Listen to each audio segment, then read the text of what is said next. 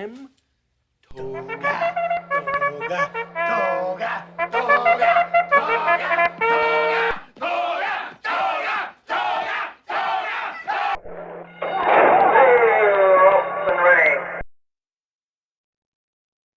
Hello and welcome to Billy Ho Sports.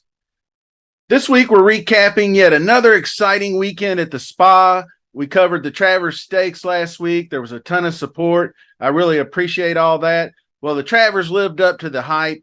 The big dogs ate, the underdogs shined, and we did mourn two more losses on the racetrack. So be sure to stick around because I am going to recap the ballerina and we're going to talk about the Jerkins briefly. And then in another video, we'll hit Travers. So let's keep this thing growing and subscribe to that channel. Smash the like button, leave me a comment, and we're off. I did want to start out with this week's upcoming stakes races. We've got a whole bunch more to cover this week, including an East Coast, West Coast challenge, so to speak. My home state, Kentucky, has a pretty lucrative day planned for Saturday. So we got the Jockey Club Gold Cup at Saratoga. Then we have the Pacific Classic at Del Mar. And then at Kentucky Downs, we have a few high-dollar turf races, including the Mint Millions, which has a hearty $2 million purse. So let's go. Race 9 was the Jerkins. And before that, we actually had a race 5 on the turf where the 9-5 favorite Nobel ran 5th, and on the gallop out, he suffered a leg injury and had to be euthanized. Very unfortunate. So I'm not going to do any replays due to the deaths, and I wouldn't show them if I had them. But the Jerkins Stakes featured several strong Derby trailers and a couple of, and this one undefeated 3-year-old that was about to steal the show, going off as the heavy favorite, 3-2 favorite. New York Thunder didn't disappoint, went right out to the front. And in front of the home crowd.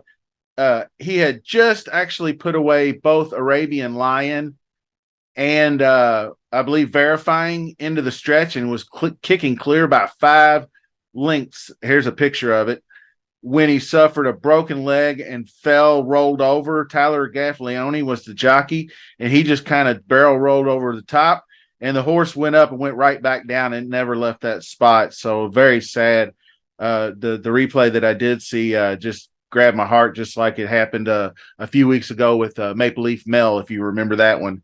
But the twice happening like this with a horse in a clear lead in a major stakes race just kind of blows me away. But it did allow one in Vermilion to get the win and pay $42 to win. So the previous injury occurred on the turf, like I said, during the gallop out. This was on the dirt.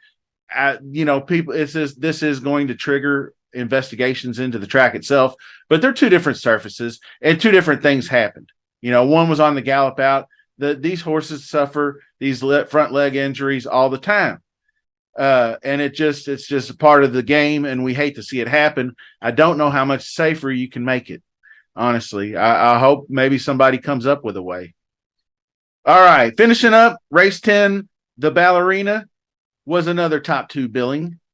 Goodnight Olive and Echo Zulu rematching last fall's Breeders' Cup Sprint.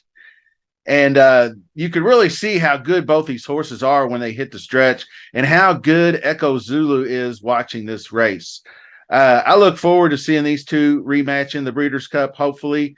With Goodnight Olive. Goodnight Olive fought the good fight, but Echo Zulu got it done down the stretch, which was a pretty good race. Enjoyed it very much.